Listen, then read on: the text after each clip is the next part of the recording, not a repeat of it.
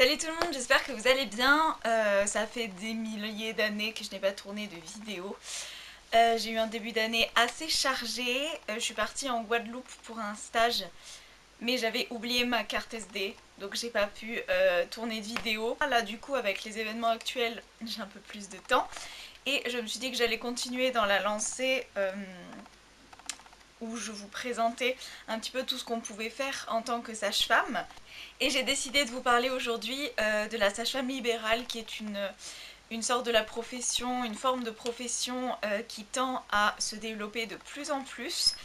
Pour ceux qui ne le savent pas, donc moi je m'appelle Chloé, je suis étudiante sage-femme en 4e année, donc en M1. J'ai déjà fait plein de vidéos là-dessus si ça vous intéresse.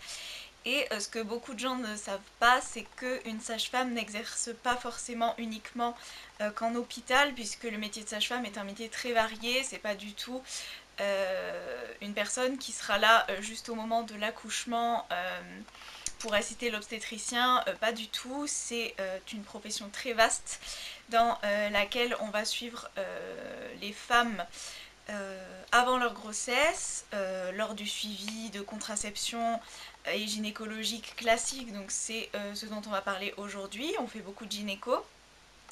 Évidemment, on suit la femme pendant sa grossesse, donc autour de consultations. On va suivre la femme le jour de l'accouchement, après l'accouchement, et voilà, après on peut repartir sur un suivi gynécologique de la femme. On a aussi des compétences en pédiatrie, c'est vraiment un métier qui est beaucoup plus large que ce que beaucoup de gens pensent encore. Et donc aujourd'hui on va parler du côté libéral, c'est-à-dire la sage-femme qui exerce en cabinet.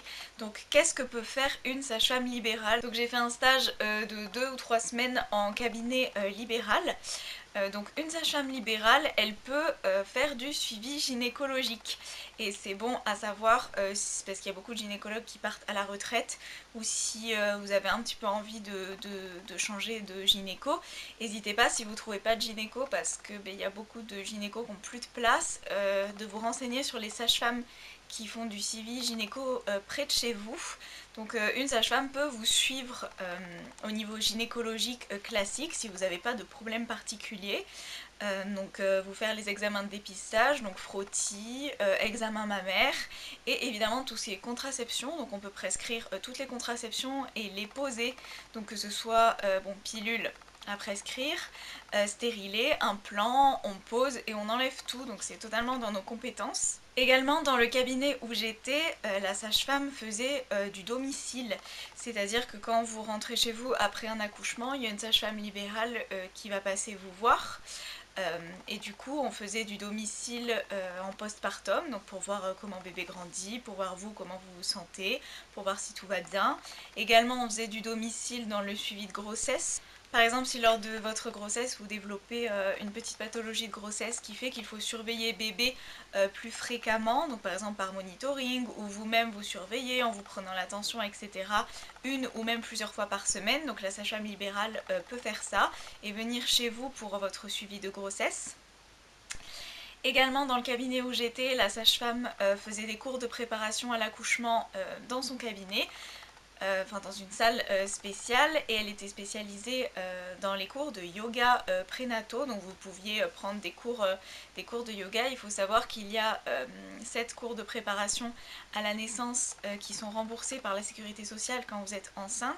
Les maternités peuvent proposer des cours de préparation à la naissance, donc il faut vous renseigner auprès de la maternité dans laquelle vous voulez accoucher, mais il y a certaines sages-femmes aussi qui proposent des cours dans leur cabinet, donc à peu près calqués sur ceux des maternités, où vous pouvez sinon avoir des cours assez différents en fonction des compétences des sages-femmes, qui peuvent passer des diplômes différents, par exemple le diplôme de yoga prénatal. Il y a aussi des cours de préparation à la naissance en piscine, il y a des cours de préparation à la naissance en hypnose, en sophrologie, il peut y avoir de l'acupuncture, enfin il y a vraiment plein de choses. Il faut vous renseigner sur vous, ce qui vous apaise, et voir s'il y a une sage-femme ou un médecin qui est diplômé.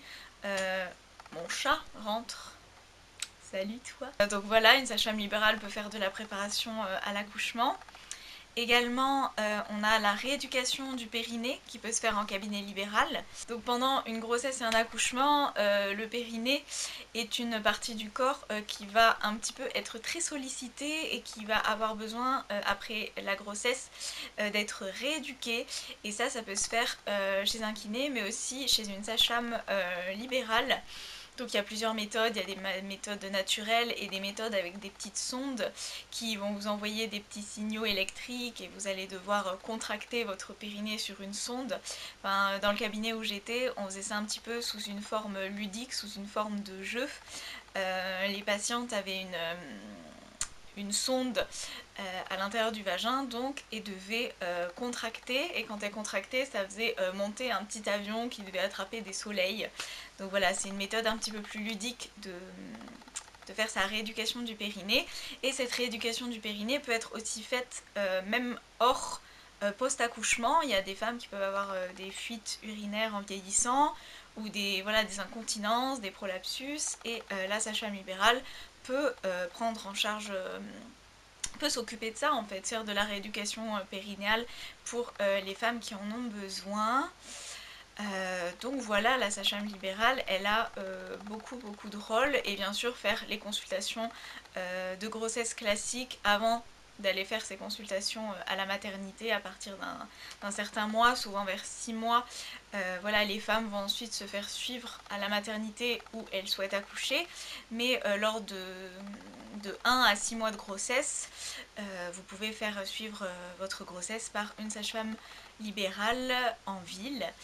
Et vous pouvez aussi faire une petite consultation préconceptionnelle, donc une consultation avant de tomber enceinte. Si vous avez un souhait de tomber enceinte, vous pouvez aller voir une sage-femme pour lui expliquer que vous avez un souhait de tomber enceinte, pour comment arrêter votre contraception, est-ce qu'il y a des petits conseils. Voilà, donc je trouvais ça important de vous informer ou vous rappeler que le rôle, un des pôles de métier de la sage-femme, c'est aussi la sage-femme libérale, donc en cabinet, qui peut donc faire des suivis gynécologiques classiques, avec suivi de contraception, frottis, etc. Du suivi de grossesse bien sûr, de la rééducation du périnée, des cours de préparation à la naissance et des visites à domicile, que ce soit pendant la grossesse ou en postpartum. Donc voilà, c'est... comme je vous l'ai dit tout à l'heure, ça tend vraiment à se développer. Moi par exemple, c'est un mode d'exercice qui m'intéresse beaucoup. On a son cabinet qu'on peut organiser comme on veut, avec les salles qu'on veut. On a une patientèle qu'on suit au long cours. Voilà, on peut suivre une jeune fille. Elle veut tomber enceinte, on l'aide à tomber enceinte, on la suit pendant sa grossesse, après la grossesse, pour le suivi, pour une prochaine grossesse potentiellement. Et voilà, je trouve ça vraiment sympa d'avoir sa patientèle qu'on suit de A à Z tout au long de la vie. Et puis même au niveau des horaires, on est complètement d'ailleurs son propre patron, on fait ses propres horaires.